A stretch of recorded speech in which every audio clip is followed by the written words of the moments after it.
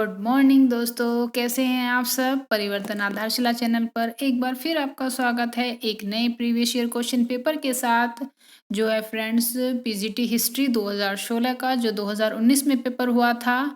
Friend, ये PGT का paper ज़रूर है, लेकिन टीजीटी वाले इसे बिल्कुल भी स्किप ना करें, क्योंकि फ्रेंड बहुत सारे क्वेश्चन टीजीटी वालों के लिए भी हेल्पफुल होने वाले हैं। और बल्कि ये कहूँगी कि सारे ही क्वेश्चन टीजीटी वालों के लिए हेल्पफुल हैं। बाकी आप जब क्वेश्चन पेपर को सोल्व करेंगे तब आपको पता चल ही जाएगा। चलिए बिना देरी किए बढ़ते हैं अपनी वीडियो की ओर।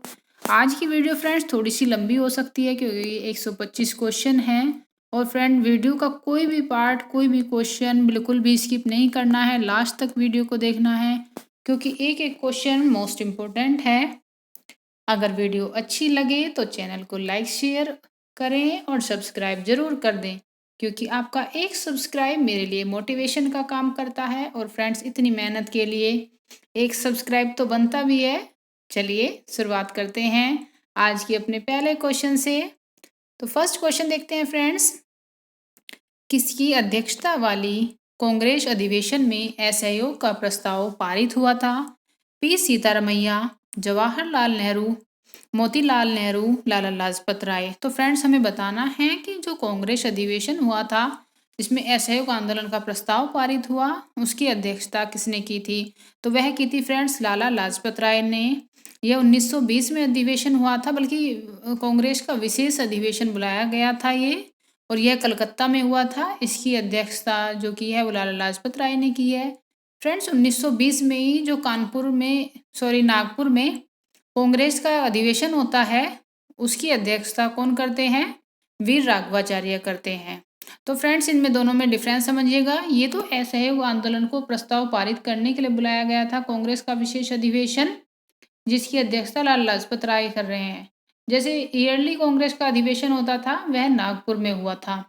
चलिए नेक्स्ट क्वेश्चन की ओर चलते हैं। सम्राट अशोक की निम्नलिखित रानियों में से किसका नाम उसके अभिलेख में उल्लेखित है? कारुवाकी, तिस्से रक्षिता, महादेवी, कुमार देवी। तो फ्रेंड्स, कारुवाकी, तिस्से रक्षिता और महादेवी तीनों ही अशोक की पत्नियां थी। अब हमें बताना है किसका नाम अभिलेख में उल्लेखित है। तो वह है फ्रेंड्स कारुवाकी की। कारुवाकी का जो नाम है वो अशोक के अभिलेखों में मिलता है। जबकि फ्रेंड जो ऑप्शन डी है कुमार देवी, तो कुमार देवी अशोक की पत्नी नहीं थी, वह चंद्रगुप्त मौर्य की पत्नी थी। इस बात को आप याद रखेंगे। चलिए नेक्स्ट क्वेश्चन देखते हैं। बाबर द्वारा किस भाषा में तुजुक बाबरी लिखी गई?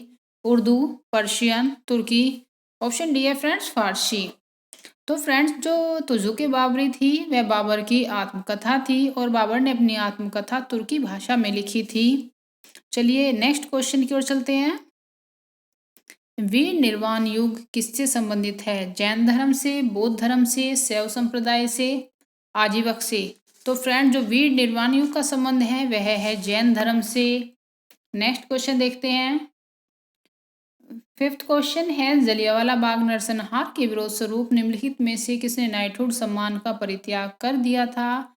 तो फ्रेंड्स, ये क्वेश्चन मैंने आपको प्रैक्टिस सेट में भी कराया था।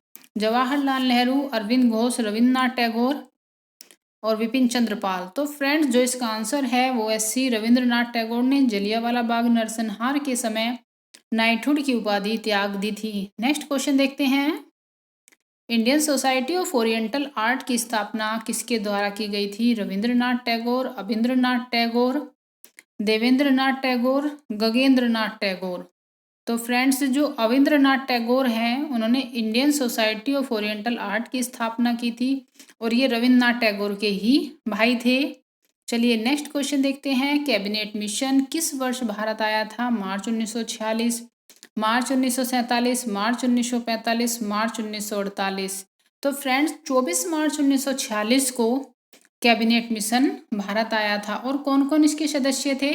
सर पैथिक लॉरेंस, अलेक्जेंडर, और थर्ड कौन थे वो आप मुझे कमेंट बॉक्स में बताएंगे फ्रेंड्स, क्योंकि जितने भी पॉइंट एक क्वेश्चन से बनते हैं वो आपको सब पता होने चाहिए, क्योंकि इन्हीं क्वेश्चन को चेंज करके एक न्यू क्वेश्चन बना दिया जाता है। तो फ्रेंड्स, आपको एक क्वेश्चन से रिलेटेड सभी क्वेश्चन का पता होना चाहिए। नेक्स्ट देखते हैं। भारत में निम्नलिखित में से किस नवपाषाणिक स्थल को सर्वप्रथम सूचित किया गया? कोल्डी हवा, चिरांद, गुफर काल, लिंगसुंगुर। तो फ्रेंड्स जो ऑप्शन डी है लिंगसुंगुर जो है वो नवपाषाणिक स्थल है।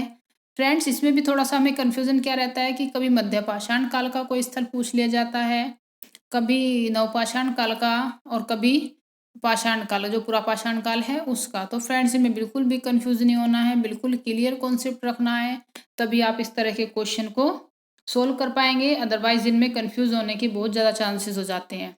ये क्वेश्चन आपको इजी लग रहे होंगे लेकिन इन्हें ही बच्चे गलत कर देते हैं। तो फ्रेंड्स आपको इस ओर बहुत ध्यान देना है। कादरी सिलसिले के सूफी संत लाहौर के मियाँ मीर किसके राज्यकाल से संबंधित थे? हुमायूं, बाबर, जहांगीर, जहादार शाह। तो फ्रेंड्स जो मियाँ मीर का संबंध है वह था जहांगीर से। नेक्स्ट क्वेश्चन देखते हैं, निम्नलिखित में से कौन सा वेद अंशतः गद्य में लिखा गया? ऋग्वेद, यजुर्वेद, सामवेद, अथर्ववेद। फ्रेंड्स ये भी क्वेश्चन मैं आपको प्रैक्टिस सेट में करा चुकी हूँ, आपको बता चुकी हूँ। जो यजुर्वेद है वह गद्य और पद्य दोनों में लिखा गया है। इसके ही दो भाग हैं, कृष्ण यजुर्वेद और शुक्ल यजुर्वेद। शुक्ल यजुर्वेद को वाजसनेयी संहिता भी कहा जाता है। और जो इसका जो ये कर्मकांड इसमें दिए गए हैं मतलब यज्ञों से संबंधित, उन्हें करने वाले को अथर्वयु कहा जाता है। नेक्स्ट क्वेश्चन देखते हैं, कांग्रेस के किस अधिवेशन में जवाहरलाल नेहरू द्वारा पूर्ण स्वराज को अपना लक्ष्य बनाया गया? ये भी क्वेश्चन हो गया है फ्रेंड्स। ये लाहौर अधिवेशन था जो 1929 में हुआ था। तो इसमें जवाहरलाल नेहरू ने स्वराज को अपना पूर्ण लक्ष्य बनाया था। नेक्स्ट क्वेश्चन की ओर चलते हैं, अशोक के निम्नलिखित उत्तराधिकारियों में से किसने देवनाम प्रिय उपाधि का प्रयोग किया था? दशरथ, संप्रति, कुणाल होगा है फ्रेंड्स है कुणाल, सुयश। तो फ्रेंड्स जो दशरथ थे ये अशोक के पौत्र थे और इन्होंने ही उत्तरा जो देवनाम प्रिय जो उपाधि है उसका यूज किया था अशोक के बाद। नेक्स्ट क्वेश्चन की ओर चलते हैं, पाटलिपुत्र का निम्नलिखित में से कौन संस्थापक था? बिंबिसार, अजातशत्रु, उदयभद्र, शिशुनाग। तो ऑप्शन 13 का आंसर होगा उदयभद्र। तो फ्रेंड्स ये उदयन या उदयभद्र के नाम से जाना जाता है और इन्हें पाटलिपुत्र नगर की स्थापना की थी। फ्रेंड्स आपको क्वेश्चन कैसे लग रहे हैं प्लीज़ मुझे कमेंट करके ज़रूर बताएं। फ्रेंड्स अगर आपको किसी को भी कोई भी डाउट है तो आप मुझे क्वेश्चन करके कमेंट में पूछ सकते हैं और प्लीज़ चैनल को सब्सक्राइब कर दें। हूनों का आक्रमण वर्णित है, हमें बताना है कि हूनों का आक्रमण किसमें है? भीतरी अभिलेख में, जूनागढ़ अभिलेख में, प्रयाग प्रशस्ति में, मथुरा अभिलेख में। तो फ्रेंड्स हूनों का जो आक्रमण वर्णित है वो है भीतरी अभिलेख में। नेक्स्ट क्वेश्चन की ओर चलते हैं, 23वें तीर्थंकर पार्श्वनाथ निम्नलिखित में से किस स्थान के रहने वाले थे? अहमदाबाद, बड़ोदरा, बनारस, पावापुरी। तो फ्रेंड जो पार्श्वनाथ थे वे काशी या बनारस, जो एक ही नाम है काशी या बनारस के राजा अश्वसेन के पुत्र थे। तो कहाँ के रहने वाले थे? बनारस के। नेक्स्ट क्वेश्चन के चलते हैं, भारत छोड़ो प्रस्ताव किस दिन पारित हुआ था? हमें ये बताना है। 7 अगस्त 1942, 8 अगस्त 1942, 9 अगस्त 1942, 10 अगस्त 1942। तो फ्रेंड भारत छोड़ो आंदोलन का जो प्रस्ताव पारित हुआ था वह हुआ था 8 अगस्त 1942 को। जो ऑप्शन बी है वो सही आंसर होगा।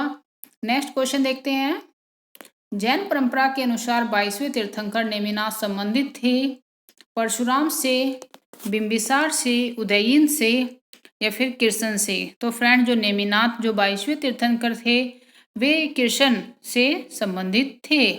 नेक्स्ट क्वेश्चन देखते हैं, मोहम्मद बिन तुगलक द्वारा अपनी सांकेतिक मुद्रा में किस धातु का प्रयोग कराया गया? सोना, चांदी, तांबा, जस्ता। तो फ्रेंड्स मोहम्मद बिन तुगलक ने अपने शासनकाल में सांकेतिक मुद्रा का यूज किया था, हालांकि वह असफल रहा था। तो वह सांकेतिक मुद्रा किस धातु की थी? वह थी फ्रेंड्स तांबे की। आपको फ्रेंड्स ये जरूर बताना है कि वह किसकी थी? वह थी तांबे की। ऑप्शन सी इसका राइट आंसर होगा। नेक्स्ट क्वेश्चन की ओर चलते हैं, निम्नलिखित में से किस ग्रंथ में कहा गया कि जब कोई व्यक्ति संघ में प्रवेश पाता है तो वह वर्गविहीन हो जाता है? हमें उस ग्रंथ का नाम बताना है जिसमें ये लाइन कही गई है। सिंगालवाद सुत, संयुक्त निकाय, सौंदर्य सुत, अंगुतर निकाय। तो फ्रेंड्स ये लाइन अंगुतर निकाय में कही गई है कि जब कोई व्यक्ति संघ में प्रवेश पाता है तो वह वर्गविहीन हो जाता है। नेक्स्ट क्वेश्चन देखते हैं, निम्नलिखित में से करों में से कौन सा कर दिल्ली के सुल्तानों ने लगाया था? खम्स, खराज, ज़कात, उपर्युक्त सभी। तो फ्रेंड्स सल्तनत काल में दिल्ली में 5 कर थे, मतलब 3 खम्स, खराज और ज़कात ये हैं। 2 अन्य कर थे उर्स और जजिया। जजिया का नाम भी आपने सुना होगा, उर्स का नहीं सुना है तो फ्रेंड्स उर्स जो था फ्रेंड्स वो मुस्लिमों से लिया जाने वाला कर था, वह 5% लिया जाता था। और खम्स जो है फ्रेंड्स वह लूट के माल से प्राप्त कर था। तो फ्रेंड्स जो दिल्ली सुल्तानों ने लगाए थे इनमें आएगा उपर्युक्त सभी। ऑप्शन जो डी है वो सही आंसर होगा। नेक्स्ट क्वेश्चन देखते हैं। ताम्रपाषाण काल में वृत्ताकार गर्तगृहों की प्राप्ति निम्नलिखित में से किस स्थल से हुई है? ताम्रपाषाण काल की बात हो रही है। तो फ्रेंड्स नवदा टोली, आहड़, हड़प्पा, इनाम गांव। तो फ्रेंड्स इसका ऑप्शन डी सही होगा, इनाम गांव। फ्रेंड्स लास्ट जो पेपर मैंने कराया था टीजीटी हिस्ट्री का जो 2016 का था, अगर आपने वो नहीं देखा है तो आप उसे भी देखिए। इसमें जो 2016 का ही टीजीटी का पेपर है और 2016 का ही पीजीटी का, इसमें कई क्वेश्चन आपस में मैच करते हुए दिख रहे हैं आपको, तो आपको पता चल जाएगा कि पेपर का कॉन्सेप्ट किस तरह का आता है और किस तरह के क्वेश्चन पूछे जाते हैं।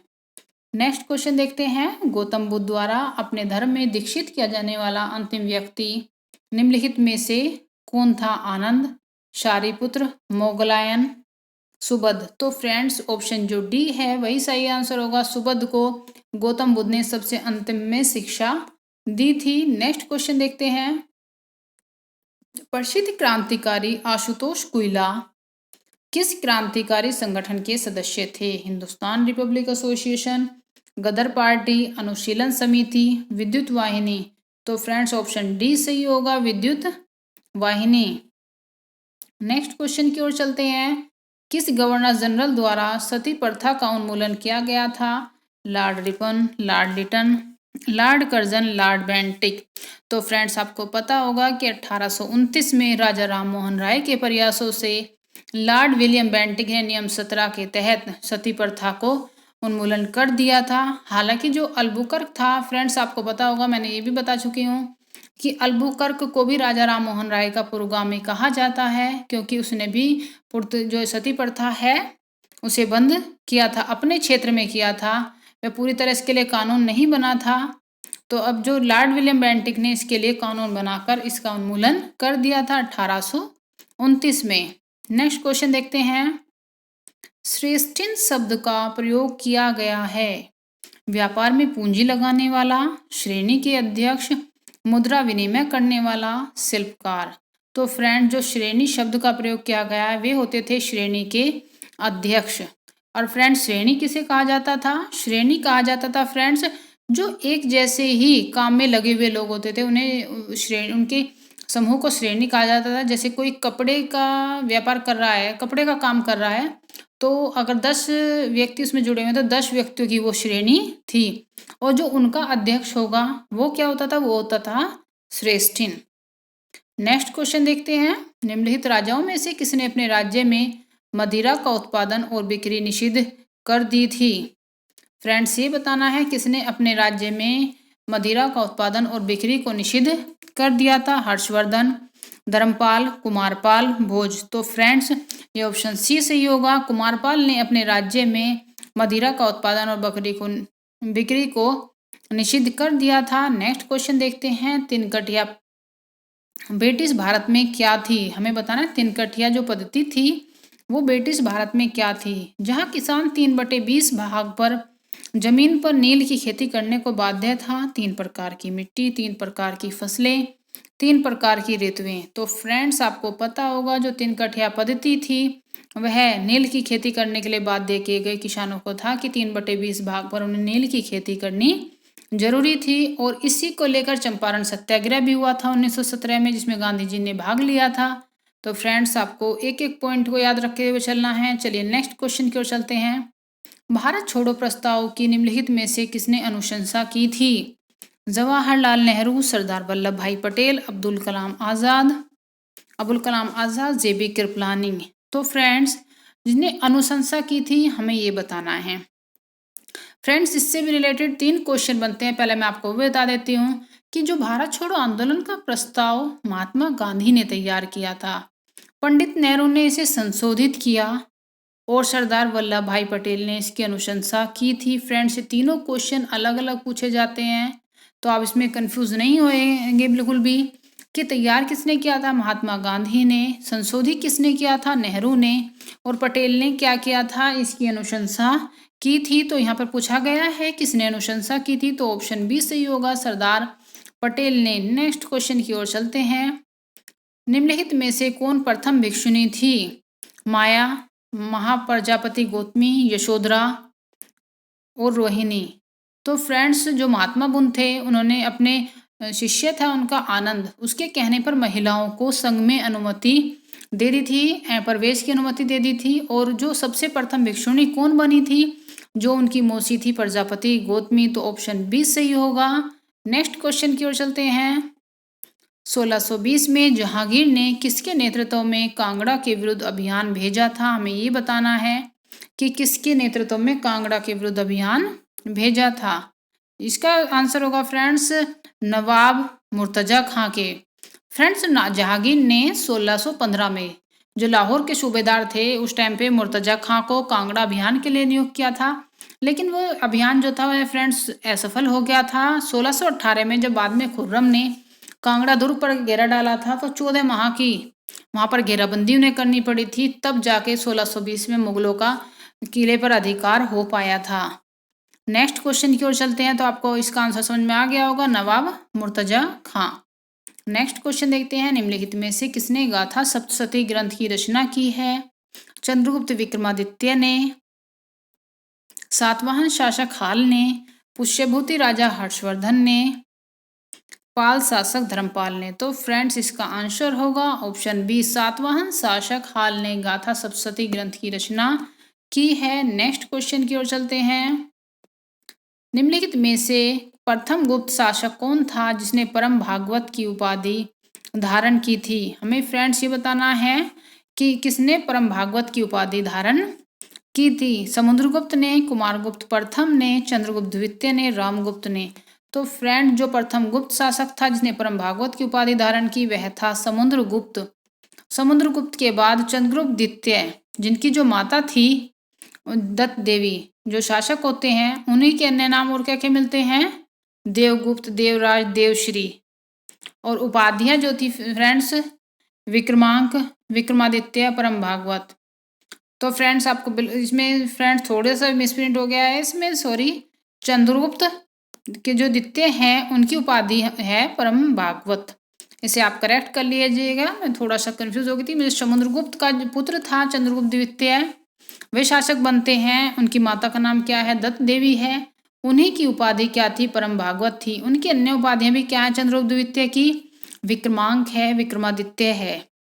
तो फ्रेंड्स, इसे याद रखिएगा। चलिए नेक्स्ट क्वेश्चन की ओर चलते हैं। गुप्त काल में युद्ध एवं संधि मंत्री जाना जाता था सेनापति, महादंडनायक, संधि विग्राहक, कुमारामात्य। तो फ्रेंड्स, युद्ध और शांति मंत्री जो था वो था संधि विग्राहक। फ्रेंड्स, आप इसे थोड़ा सा ट्रिक से भी याद रख सकते हैं। युद्ध एवं शांति की बात की गई है, तो युद्ध के बाद किसी भी युद्ध के बाद क्या होती थी? संधि होती थी। तो फ्रेंड्स, आपसे इस लिंक से वो करके रिलेट याद रख सकते हैं कि युद्ध एवं शांति, युद्ध के बाद शांति कराने के लिए क्या करनी होती थी? संधि करनी होती थी। तो संधि विग्राहक। नेक्स्ट क्वेश्चन देखते हैं।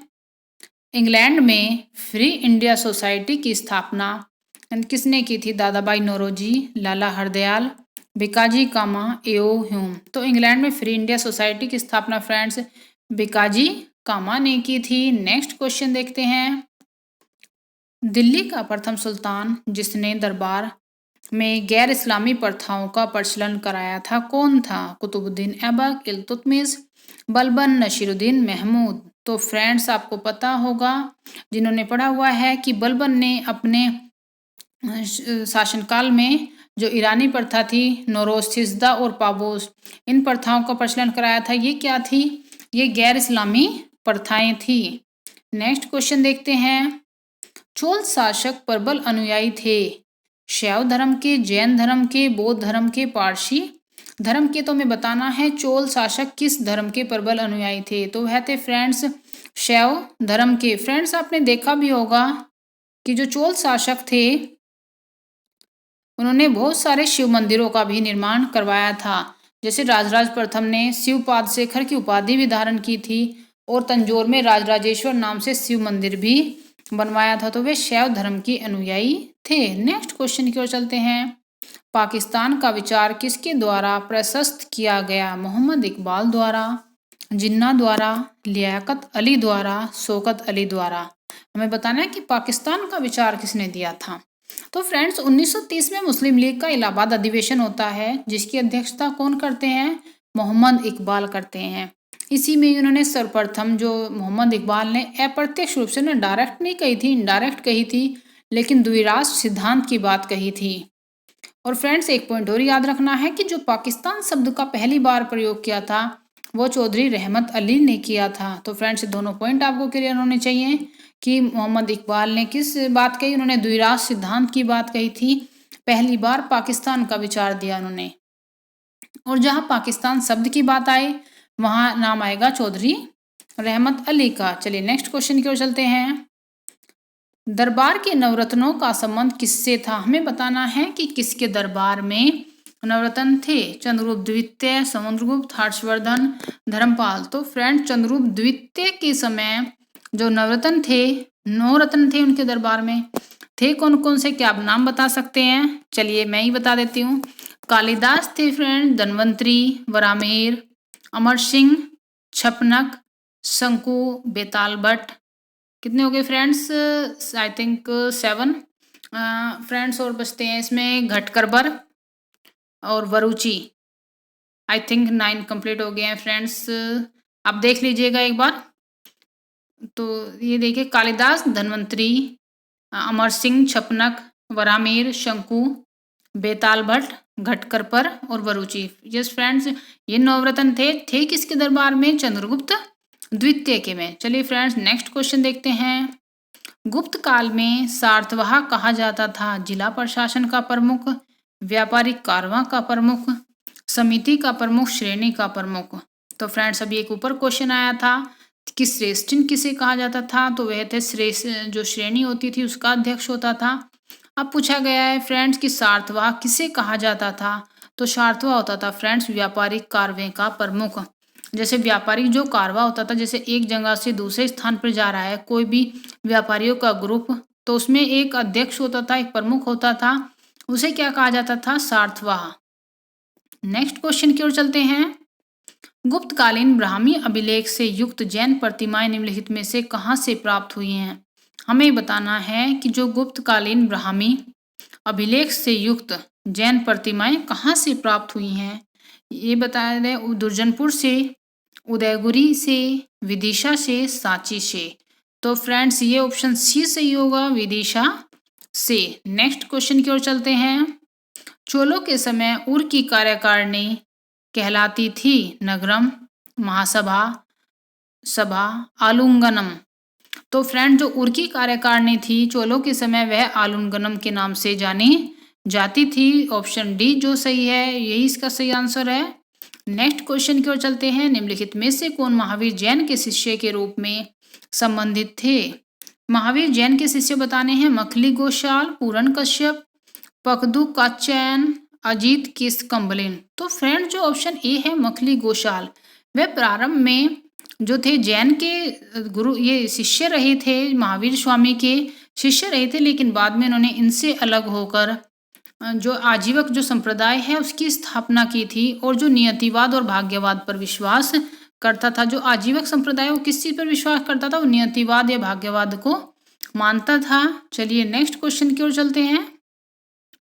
किस युद्ध के बाद मैसूर के टीपू सुल्तान को सहायक राज्य बनने के लिए बाध्य किया गया? इसमें बताना है कि टीपू सुल्तान को सहायक राज्य बनने के लिए बाध्य किस युद्ध के बाद किया गया था? प्रथम आंग्ल मैसूर युद्ध, द्वितीय आंग्ल मैसूर युद्ध, तृतीय आंग्ल मैसूर युद्ध, चतुर्थ आंग्ल मैसूर युद्ध। तो फ्रेंड्स इसका जो राइट आंसर होगा वो होगा ऑप्शन डी, चतुर्थ आंग्ल मैसूर युद्ध। लेकिन फ्रेंड्स आपको थोड़ा सा पता भी होगा कि मैं क्वेश्चन प्रैक्टिस सेट में भी करा चुकी हूँ। चतुर्थ आंग्ल मैसूर युद्ध में टीपू सुल्तान की मृत्यु हो चुकी थी, लेकिन फिर भी इस क्वेश्चन का आंसर ऑप्शन 4 जो चतुर्थ आंग्ल मैसूर युद्ध है वही आयोग मानता है। तो फ्रेंड्स आप भी इसे याद रखेंगे कि भले ही उसकी मृत्यु हो गई थी, लेकिन उसी युद्ध के बाद जो राज्य है मैसूर, वो सहायक राज्य बनने के लिए बाध्य हुआ था। निम्नलिखित में से किस उपनिषद में वर्णित केके जनपद का एक राजा दार्शनिक था? हमें बताना है कि केके जनपद का कौन सा राजा जो था दार्शनिक था। जबाली परवाहन, जमदग्नि, श्रुतसेन और अशुपति। तो फ्रेंड जो ऑप्शन डी है वो राइट आंसर होगा। केके जो जनपद के राजा थे वे थे राजा अशुपति। फ्रेंड्स, इसमें आप एक दो पॉइंट और नोट करेंगे, क्योंकि केके वंश से जनपद से पूछा गया है, और जो बाकी जनपद हैं उनके भी राजा आपको पता होने चाहिए। जैसे काशी के अजातशत्रु थे, विदेह के जनक, कुरु के उद्दालक आरूढ़ी और पांचाल के परवाहन जवाली। तो फ्रेंड्स, इन पे किसी से भी क्वेश्चन बन सकता है, आप एक एक पॉइंट को याद रखेंगे। नेक्स्ट क्वेश्चन देखते हैं। भारतीय राष्ट्रीय कांग्रेस की प्रथम महिला अध्यक्ष कौन थी? Sarojini Naidu, Vijayalakshmi Pandit, Annie Besant, Indira Gandhi. Friends, इन क्वेश्चन को देखकर आप सोचेंगे कि इतना इजी पेपर था, लेकिन फ्रेंड्स सारे क्वेश्चन ऐसे पूछे गए हैं जो आपको कंफ्यूज करने वाले हैं, और वे इसी तरह से क्वेश्चन को घुमा से के ऐसे पूछते हैं कि जिनमें ना चाहते हुए भी आप गलती कर बैठते हैं। इसलिए मैं पहले से ही कहती आई हूँ कि पहले क्वेश्चन को ध्यान से पढ़ें, उसके बाद ही उसे सोल्व करें। भारतीय राष्ट्रीय कांग्रेस की प्रथम महिला अध्यक्ष पूछा गया है, एनी बेसेंट थी। आपको बता चुकी हूँ मैं प्रैक्टिस सेट में भी, 1917 के अधिवेशन में एनी बेसेंट ने भारतीय राष्ट्रीय कांग्रेस की अध्यक्षता की थी। नेक्स्ट क्वेश्चन की ओर चलते हैं। निम्नलिखित बादशाहों में से किसे कलंदर कहा जाता है? बाबर, अकबर, हुमायूं, शाहजहां। तो फ्रेंड जो ऑप्शन ए है वो इसका राइट आंसर होगा, बाबर। फ्रेंड्स, आपको याद है कि पानीपत का तृतीय जो फर्स्ट युद्ध था वो 1526 में होता है, और बाबर ने किसे हराया था?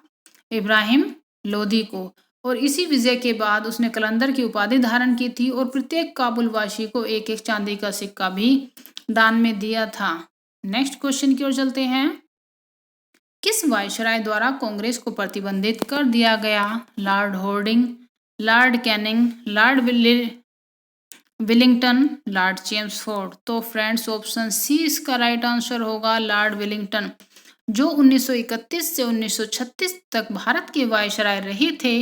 जब गांधी जी ने द्वितीय गोलमेज सम्मेलन से वापस आए थे तो उन्होंने वापस आकर क्या किया था, उन्होंने सविनय अवज्ञा आंदोलन दोबारा शुरू करने की घोषणा कर दी थी, और इसी वजह से लॉर्ड विलिंगटन ने कांग्रेस को प्रतिबंधित कर दिया था। नेक्स्ट क्वेश्चन देखते हैं। निम्नलिखित में से किसने 1899 में कलकत्ता कॉरपोरेशन एक्ट पारित किया था? Lord Dufferin, Lord Curzon, Lord Ripon, Lord Minto. तो फ्रेंड्स 1899 से 1905 तक जो वायसराय रहे हैं वह कौन थे? Lord Curzon. और Calcutta corporation act Lord Curzon के समय ही पास हुआ था। नेक्स्ट क्वेश्चन देखते हैं। चोलगंगम तालाब का निर्माण कराया गया था। हमें बताना है कि चोलगंगम जो तालाब है उसका निर्माण किसने कराया था? राजराज प्रथम, राजेंद्र प्रथम, राजाधिराज, राजेंद्र द्वितीय। तो फ्रेंड्स ऑप्शन बी सही होगा, राजेंद्र प्रथम ने चोलगंगम तालाब का निर्माण कराया था। और राजेंद्र प्रथम की उपाधि क्या थी फ्रेंड्स? गंगेकोंड। याद रखेंगे आप, इन्होंने गंगेकोंड चोलपुरम नामक एक शहर भी बसाया था, और यहीं पर राजेंद्र प्रथम ने बृहदेश्वर मंदिर का भी निर्माण कराया था। तो राजेंद्र प्रथम से हमारे 4 पॉइंट क्लियर होते हैं। एक तो इन्होंने चोलगंगम तालाब का निर्माण कराया, इनकी उपाधि गंगेकोंड थी, इन्होंने गंगेकोंड चोलपुरम नामक शहर भी बसाया था, और बृहदेश्वर मंदिर का निर्माण भी कराया था। चलिए नेक्स्ट क्वेश्चन की ओर चलते हैं। बंगाल टेनेसी एक्ट किस वर्ष लागू हुआ? हमें बताना है बंगाल टेनेसी एक्ट किस वर्ष लागू हुआ? 1884, 1885, 1886, 1887। फ्रेंड जो बंगाल टेनेसी एक्ट आया था वह था 1885 में। एक एक्ट और आया था फ्रेंड्स, जो पंजाब टेनेसी एक्ट था उसकी भी डेट याद रखिएगा, वह आया था 1887 में।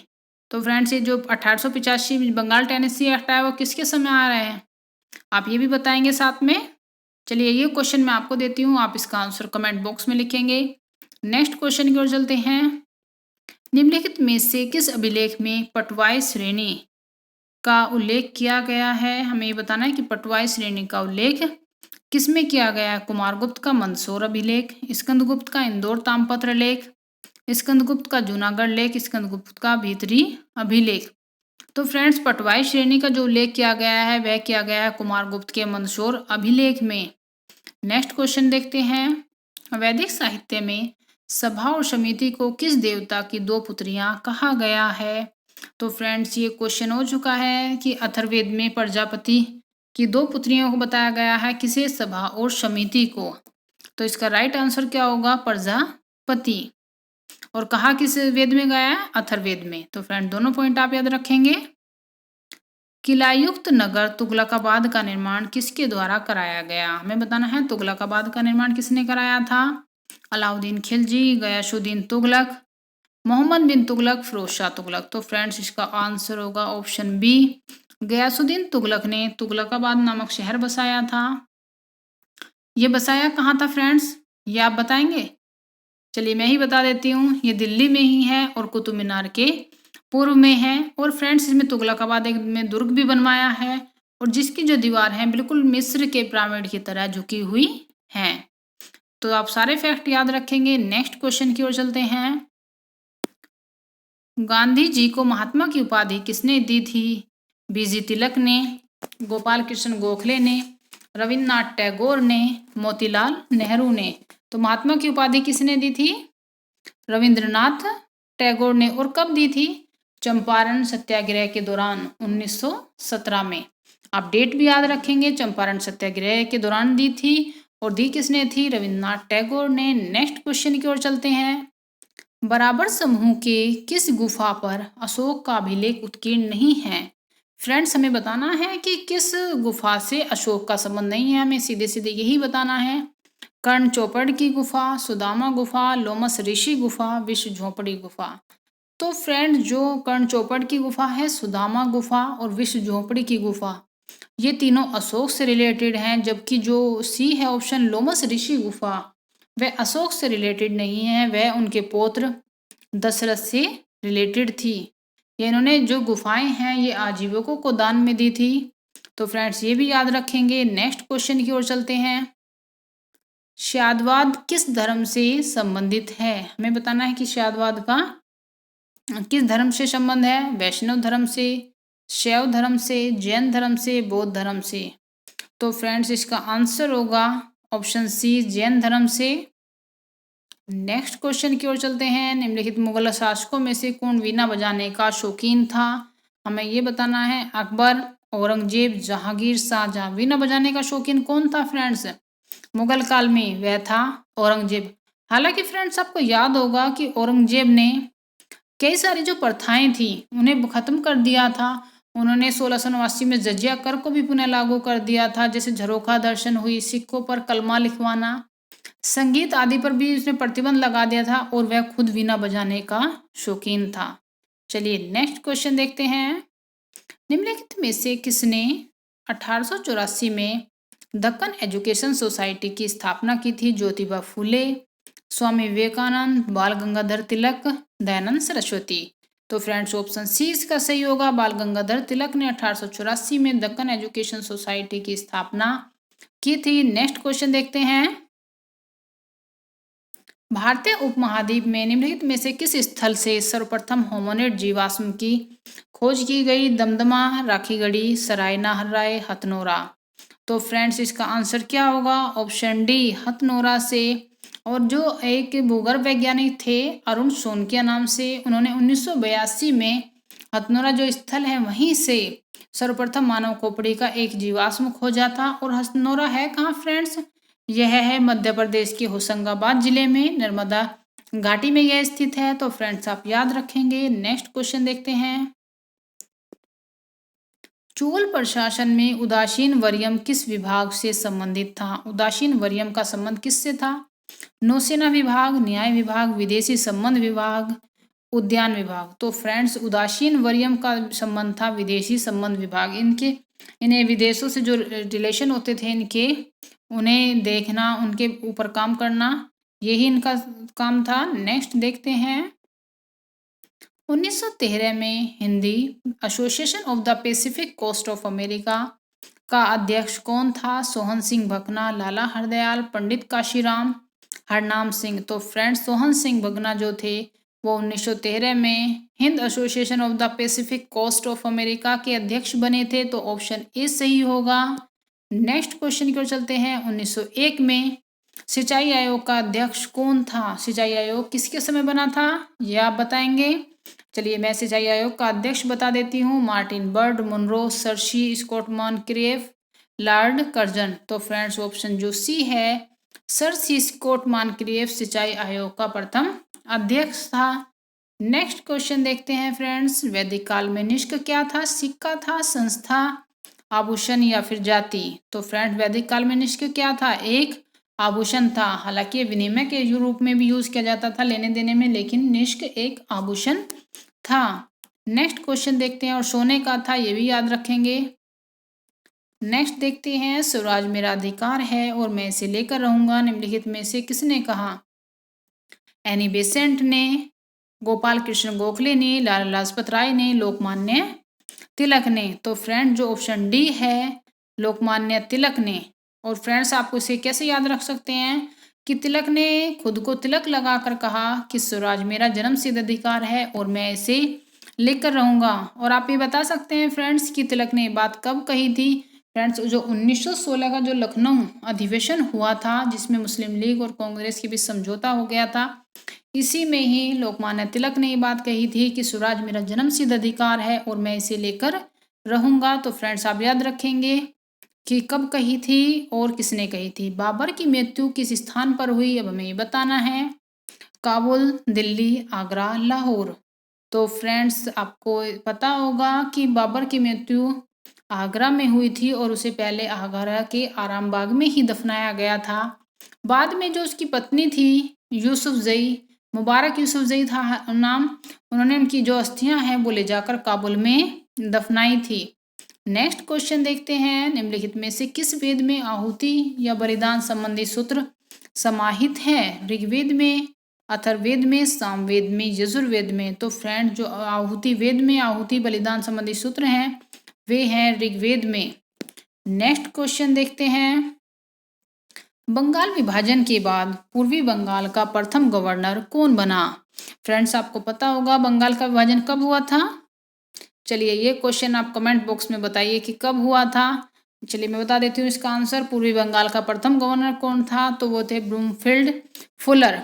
और ब्रूमफील्ड फुलर का एक कथन जो है कि बहुत फेमस है और बार बार पूछा जाता है कि भारत में मेरी दो पत्नियां हैं, निश्चय ही मुसलमान पत्नी मुझे बेहद प्रिय है। ये कथन किसने कहा था? ये कहा था ब्रूमफील्ड फुलर ने। चलिए फ्रेंड्स बंगाल विभाजन की डेट भी मैं ही बता देती हूँ। 16 अक्टूबर 1905। आप कोई भी कंफ्यूजन मत रखिएगा। अगर आप नोट कर रहे हैं तो प्लीज एक एक पॉइंट को नोट कीजिएगा। नेक्स्ट क्वेश्चन की ओर चलते हैं। निम्नलिखित में से कौन कलकत्ता विश्वविद्यालय का प्रथम उपकुलपति था? आशुतोष मुखर्जी, डब्ल्यू.सी. बनर्जी, सुरेंद्र नाथ बनर्जी, दादा भाई नौरोजी। तो हमें बताना है कि कलकत्ता विश्वविद्यालय का प्रथम कुलपति कौन था? तो फ्रेंड्स ऑप्शन ए सही होगा, आशुतोष मुखर्जी। नेक्स्ट क्वेश्चन देखते हैं। शिवाजी का राज्याभिषेक कहाँ और कब हुआ था? कोंकण में 1653 में, मुंबई में 1665 में, पुणे में 1660 में, रायगढ़ में 1674 में। तो फ्रेंड्स जो शिवाजी का राज्याभिषेक हुआ था वह हुआ था रायगढ़ में 1674 में। नेक्स्ट क्वेश्चन देखते हैं।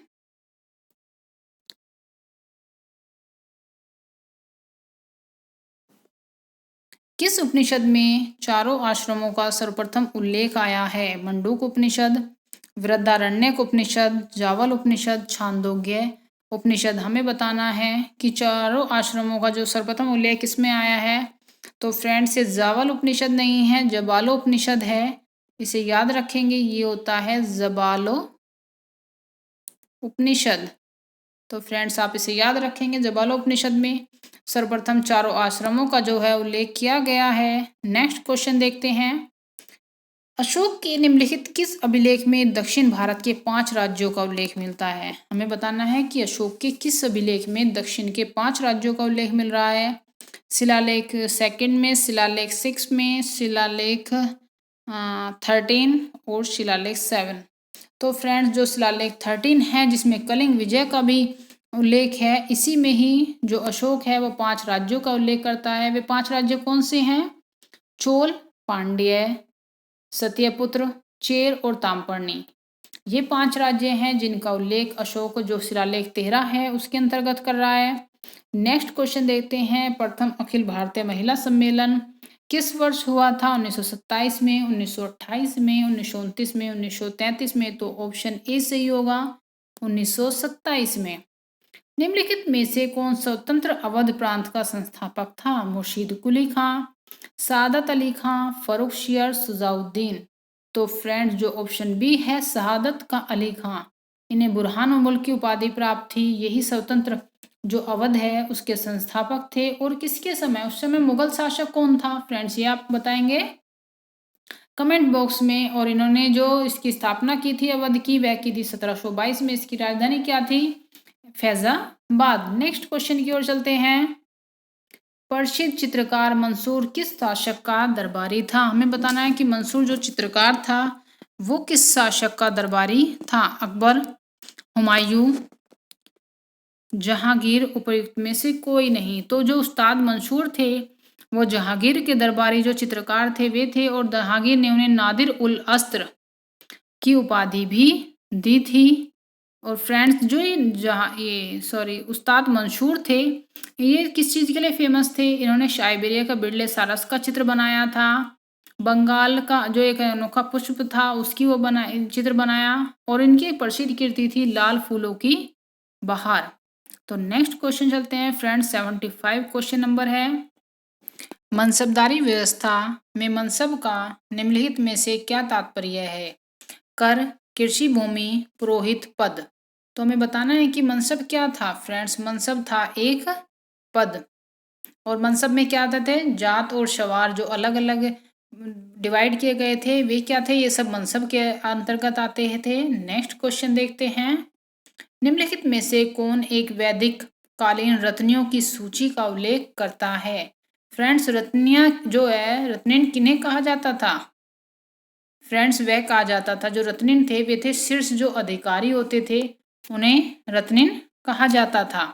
सतपथ ब्राह्मण, ऐत्रेय ब्राह्मण, अथर्ववेद, जबालोपनिषद। तो फ्रेंड्स ऑप्शन ए सही होगा। सतपथ ब्राह्मण में वैदिक कालीन रत्नियों की सूची मिलती है। नेक्स्ट क्वेश्चन देखते हैं। शारदा बिल निम्नलिखित में से किससे संबंधित था? विवाह की आयु, विधवा विवाह, सती, नवजात शिशु हत्या। तो शारदा बिल फ्रेंड्स विवाह की आयु से रिलेटेड था। यह कब आया था? यह 1929 में आया था। और किसके प्रयास से आया? डॉक्टर हरविलास शारदा के प्रयास से। उन्हीं के नाम पर इन्हें शारदा बिल के नाम से जाना जाता है। और इस बिल में क्या डिसाइड किया गया था, मतलब क्या जो नियम बनाया गया था वो क्या था कि लड़की की 14 वर्ष और लड़के की 18 वर्ष से कम उम्र में शादी अवैध होगी। नेक्स्ट क्वेश्चन देखते हैं फ्रेंड्स। 78 क्वेश्चन आ रहा है। निम्नलिखित राजदूतों में से किसने भागवत उपाधि धारण की थी? Dionysius, Heliodorus, Megasthenes, Pliny. तो फ्रेंड्स भागवत जो उपाधि थी वह थी हेलियोडोरस की। नेक्स्ट क्वेश्चन देखते हैं। बागोर प्रथम का संबंध निम्नलिखित में से किस संस्कृति से है? हमें बताना है उच्च पुरापाषाण से, मध्य पाषाण से, ताम्र पाषाण से, लोह काल से। तो फ्रेंड्स बागोर किस लिए जाना जाता है आप ये बता सकते हैं? अगर हमें इस क्वेश्चन का जैसे आंसर नहीं पता है तो हमें अब आइडिया लगाना है कि बागोर किस लिए जाना जाता है। पशुपालन के लिए। वहाँ पशुपालन का प्रथम साक्ष्य मिला था। और पशुपालन की शुरुआत कब से हो रही है फ्रेंड्स? मध्य पाषाण काल से। तो इस तरह इसका आंसर क्या होगा? ऑप्शन बी मध्य पाषाण काल। चलिए नेक्स्ट क्वेश्चन की ओर चलते हैं। आगरा के किले की मोती मस्जिद का निर्माण निम्नलिखित में से किसने कराया था? अकबर, जहांगीर, शाहजहां, औरंगजेब। मोती मस्जिद का निर्माण बताना है किसने कराया था? वह कराया था शाहजहां ने। नेक्स्ट क्वेश्चन देखते हैं। इब्ने बतूता के अनुसार दिनार नामक स्वर्ण मुद्राओं का प्रचलन किसने कराया था? ये भी क्वेश्चन फ्रेंड्स इसी तरह का है जैसे मैं आपको बता रही थी कि अगर हमें किसी क्वेश्चन का आंसर नहीं पता है तो हम उसके बारे में क्या गैस कर सकते हैं? गयासुद्दीन बलबन, अलाउद्दीन खिलजी, गयासुद्दीन तुगलक, मोहम्मद बिन तुगलक। तो फ्रेंड्स इसका आंसर क्या होना चाहिए आप ही बताइए कि इब्ने बतूता किसके समय आया था? इब्ने बतूता 1333 में मोहम्मद बिन तुगलक के समय में आ रहा है। तो वह किसके बारे में ज़्यादातर लिखेगा? वो 90% जिस शासक के समय में आ रहा है, जिसके समय में वो रहा है यहाँ पर, उसी के बारे में लिखिएगा। तो इसका आंसर ऑप्शन डी होगा। मोहम्मद बिन तुगलक के समय क्या हुआ था? दिनार नामक जो स्वर्ण मुद्राएं थी उनका प्रचलन कराया गया था। नेक्स्ट क्वेश्चन देखते हैं। निम्नलिखित में से किस नदी के तट पर महावीर स्वामी को कैवल्य प्राप्त हुआ था? ऋजुपालिका, निरंजना, गोदावरी, कोशी। तो फ्रेंड्स ऑप्शन ए इसका सही होगा। ऋजुपालिका नदी के तट पर महावीर स्वामी को कैवल्य प्राप्त हुआ था। नेक्स्ट क्वेश्चन देखते हैं। सल्तनत काल में दीवान ए वक्फ विभाग संबंधित था। व्यय कागजात की देखभाल से, पशुओं के व्यापार से, शाही कारखाने से, बाजार व्यवस्था से। तो फ्रेंड्स जो दीवान ए वक्फ था वह व्यय कागजात की देखभाल करने से रिलेटेड था। नेक्स्ट क्वेश्चन देखते हैं। फ्रेंड्स आपको क्वेश्चन कैसे लग रहे हैं प्लीज मुझे कमेंट बॉक्स में जरूर बताएं और एक बार चैनल को सब्सक्राइब कर दें। सतनामियों का विद्रोह किसके शासनकाल में हुआ था? अकबर के, जहांगीर के, औरंगजेब के, जहांगीर के। तो फ्रेंड्स सतनामियों का जो विद्रोह हुआ था वह औरंगजेब के समय की एक महत्वपूर्ण घटना थी। ये आप याद रखेंगे। तो किसके समय हुआ था? ऑप्शन सी औरंगजेब की।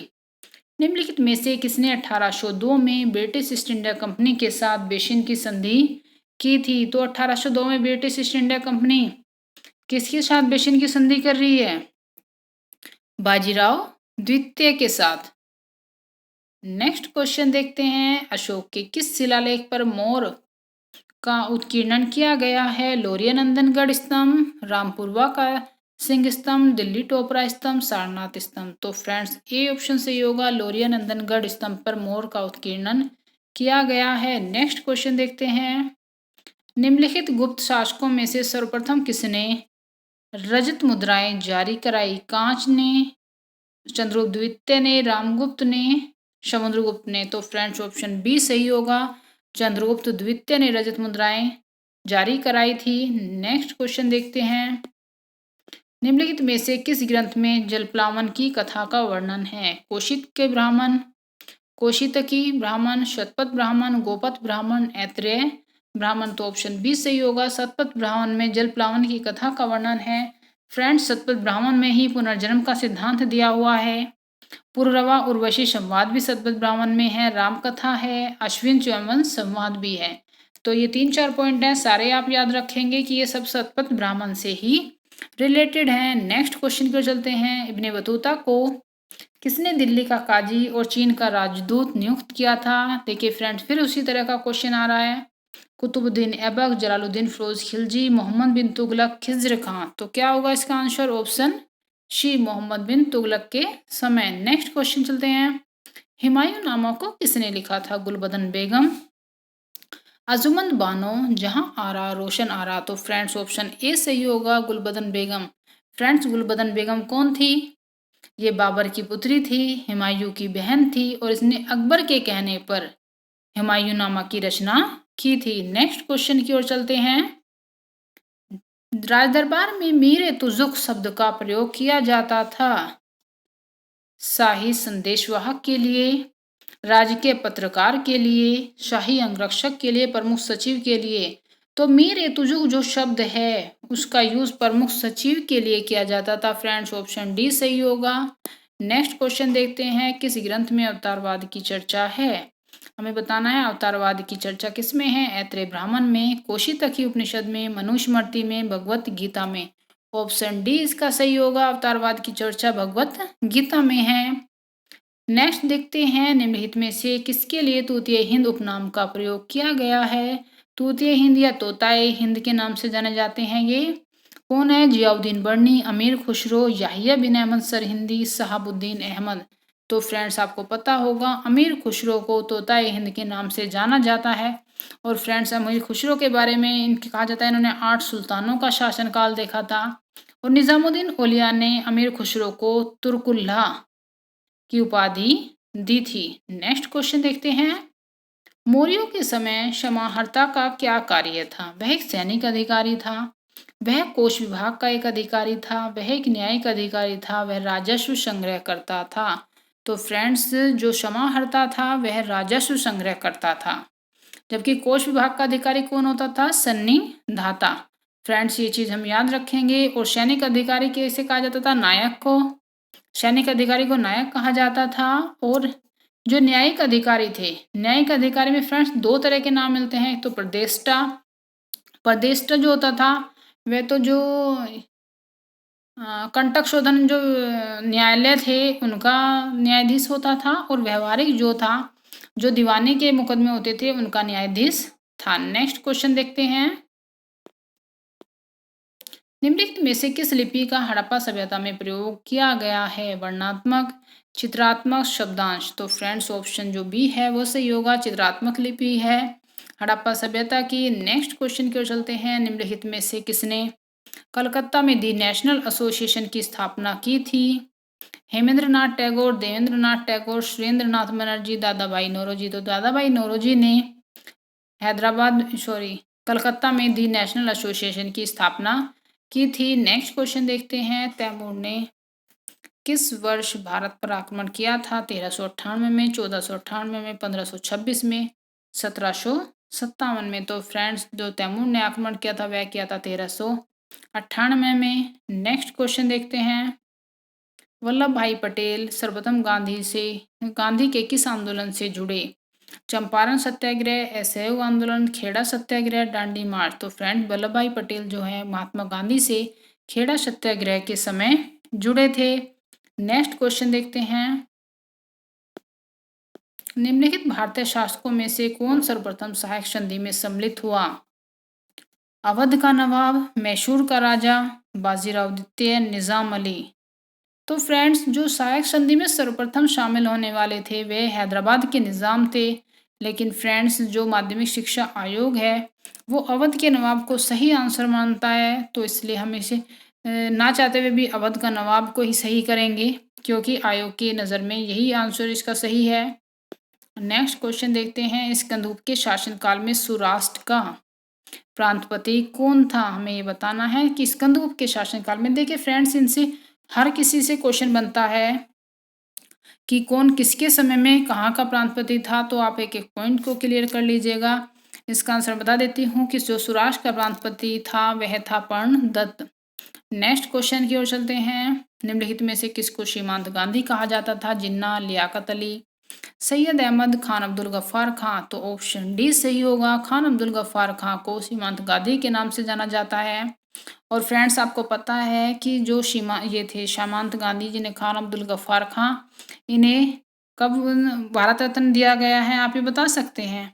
इन्हें फ्रेंड्स 1987 में भारत रत्न दिया गया। और पहले ऐसे हैं जो विदेशी हैं जिन्हें भारत रत्न मिला है। नेक्स्ट क्वेश्चन की ओर चलते हैं। निम्नलिखित में से कौन गुप्त शासक ने अश्वमेध यज्ञ संपादित कराया था? चंद्रगुप्त प्रथम, चंद्रगुप्त द्वितीय, कुमारगुप्त प्रथम, स्कंदगुप्त। तो फ्रेंड्स ऑप्शन सी कुमारगुप्त प्रथम ने अश्वमेध यज्ञ संपादित कराया था। नेक्स्ट क्वेश्चन देखते हैं।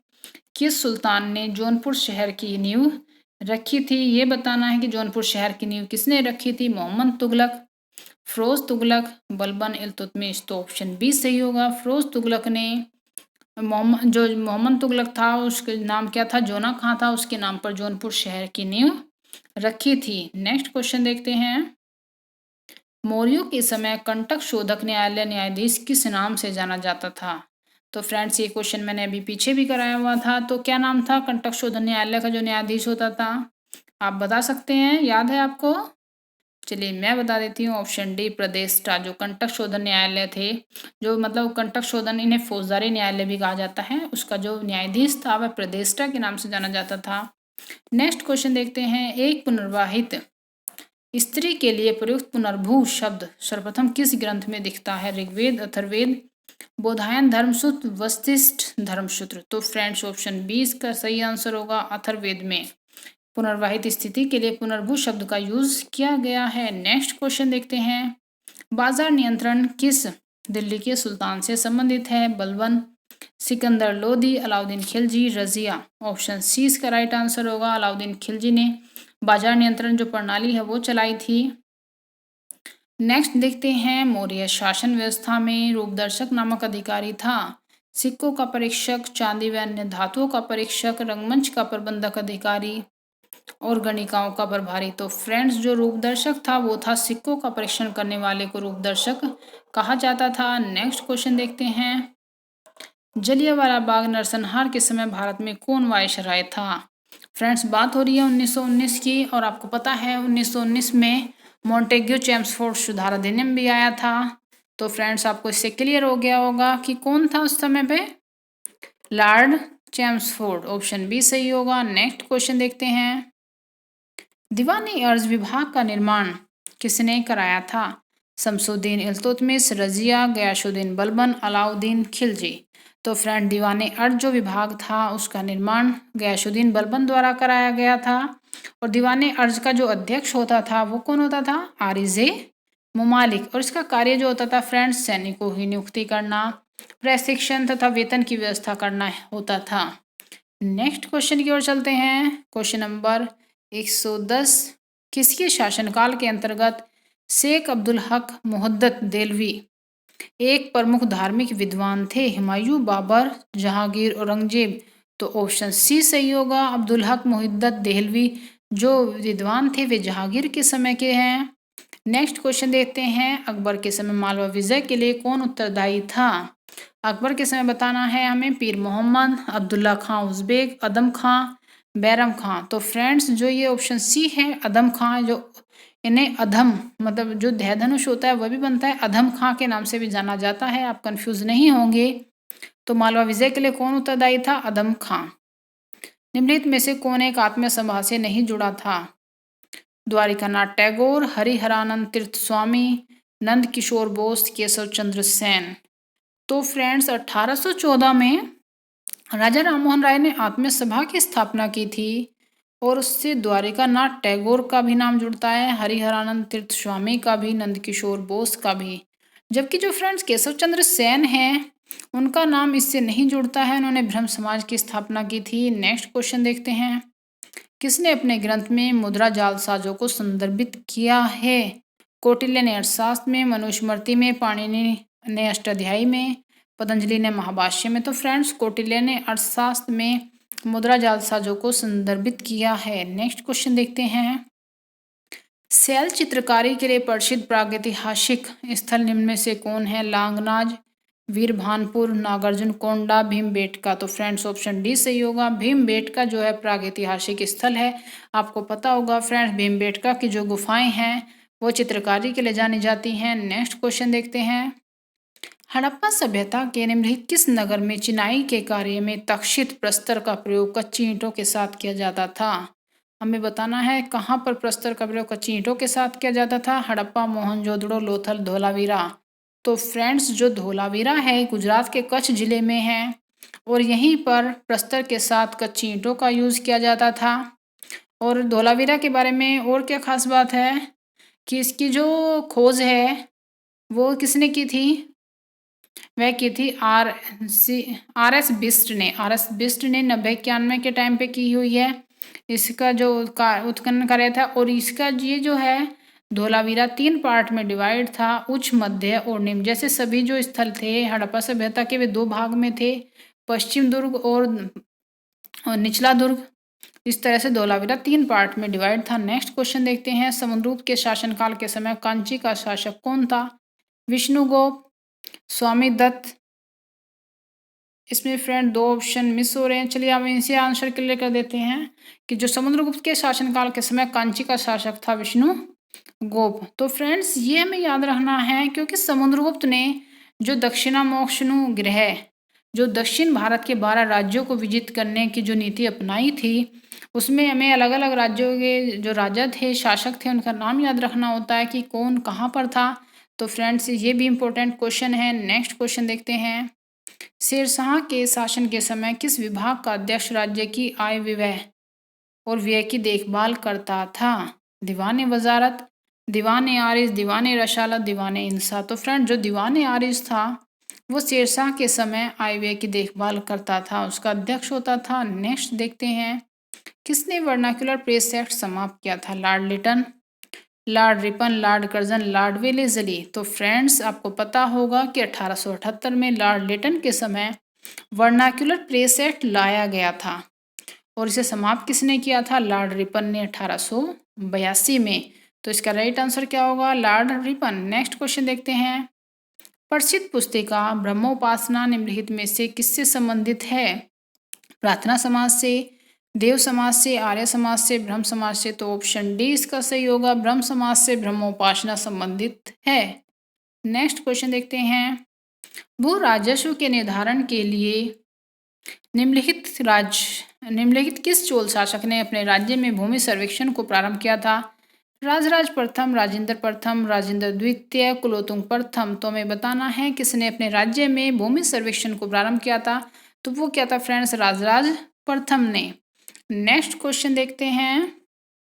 भारत और पाकिस्तान के स्वाधीन होने की घोषणा किस दिन की गई थी? 3 जून 1947, 15 अगस्त 1947, 4 जुलाई 1947, 16 अक्टूबर 1947। तो फ्रेंड्स लॉर्ड माउंटबेटन ने 3 जून 1947 को माउंटबेटन प्लान लाया था। उसी दिन भारत और पाकिस्तान के स्वाधीन होने की घोषणा की गई थी। तो ऑप्शन ए इसका सही आंसर होगा, 3 जून 1947। नेक्स्ट क्वेश्चन की ओर चलते हैं। बस लास्ट हो गया फ्रेंड्स, 122 क्वेश्चन है, मतलब 3 क्वेश्चन बचे हुए हैं। बौद्ध मान्यता के अनुसार निम्नलिखित किस देवता ने 3 बार बुद्ध से प्रार्थना की कि अपने ज्ञान के प्रकाश को आगे आकर चारों ओर फैलाएं? ब्रह्मा, विष्णु, शिव, कृष्ण। तो फ्रेंड जो ऑप्शन ए है ब्रह्मा के कहा जाता है कि जैन परंपरा के अनुसार उन्होंने 3 बार बुद्ध से प्रार्थना की थी कि वे अपने ज्ञान को, प्रकाश को चारों ओर आगे फैलाएं। नेक्स्ट क्वेश्चन देखते हैं। मुगल काल में जब्त क्या था? जमीन जब्ती होना, जमीन की पैमाइश, कर, मुद्रा। तो फ्रेंड जो ऑप्शन बी है, जमीन की पैमाइश को जब्त कहा जाता था। नेक्स्ट क्वेश्चन देखते हैं। 124 क्वेश्चन। निम्नलिखित में से कौन चोल शासक युद्ध भूमि में राजा घोषित हुआ था? राजेंद्र प्रथम, राजराज प्रथम, राजेंद्र द्वितीय, राजाधिराज। तो फ्रेंड्स इसका आंसर होगा राजेंद्र द्वितीय। जब राजाधिराज जो कोप्पम का युद्ध हुआ था उसमें राजाधिराज की मृत्यु हो जाती है, तो राजेंद्र द्वितीय युद्ध को कंटिन्यू करता है और जीतकर अपना राज्याभिषेक युद्ध स्थल पर ही करा देता है। तो नेक्स्ट क्वेश्चन देखते हैं फ्रेंड्स, और लास्ट क्वेश्चन है आज के क्वेश्चन पेपर का। 1864 में किसने साइंटिफिक सोसाइटी की स्थापना की थी? हमें बताना है कि 1864 में किसने की थी साइंटिफिक सोसाइटी की स्थापना? Dadabhai Naoroji, R C. Dutt, G K. Gokhale, sir Syed Ahmad Khan. तो फ्रेंड्स ऑप्शन इसका डी सही होगा, सर सैयद अहमद खान ने साइंटिफिक सोसाइटी की स्थापना की थी। तो फ्रेंड्स ये थे आज के क्वेश्चन। आपको ये क्वेश्चन कैसे लगे प्लीज़ आप मुझे कमेंट करके ज़रूर बताएं, और प्लीज़ चैनल को लाइक, शेयर एंड सब्सक्राइब कर दें। फ्रेंड्स जितनी मेहनत मैं आपके लिए करती हूँ प्लीज़ थोड़ी सी आप मेरे भी लिए करिए। बस चैनल को सब्सक्राइब करके जाएं, और जिसे इस वीडियो की ज़रूरत हो उसके पास शेयर ज़रूर कर दें, और अपना कोई भी क्वेश्चन हो वो कमेंट बॉक्स में ज़रूर बताएं। साथ ये भी बताएं कि आपने कितने क्वेश्चन सही किए हैं। चलिए फ्रेंड्स मिलते हैं नई वीडियो के साथ, तब तक के लिए bye, thank you, take care.